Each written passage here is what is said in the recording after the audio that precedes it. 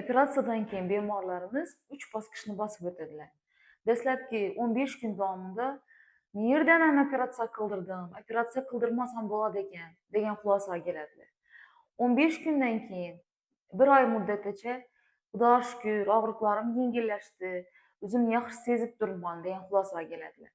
1 oy muddatdan keyin esa "Hali ham operatsiya qildiribman ekan, shu gemoroy degan darddan butunlay xalos bo'ldim" deb so'nib bizlarga minnatdorchilik bildiradi. Shu sababli bemorlarimizga aytamiz, dastlabki operatsiyadan keyingi vaqtdagi og'riqlarga e'tibor bermang.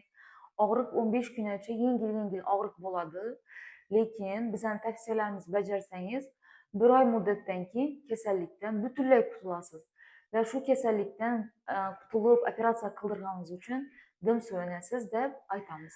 Sababi operatsiyadan keyin operatsiya joyida shish paydo bo'ladi.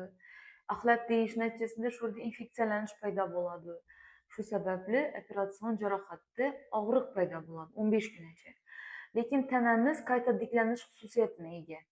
Asta-sekinlik bilan organizm yarani regeneratsiya degan amaliyot yuzaga keladi. Ya'ni organizm o'zini tiklab, jarohatni o'rnini yopadi.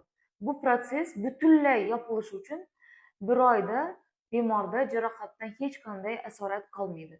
Shu sababli 1 oydan keyin og'riqlar butunlay to'xtaydi, ichki alishlar ravonlashadi, lekin sizdan talab qilinadigan bir dona narsa shifokor ko'rikida bo'lishingiz kerak bo'ladi.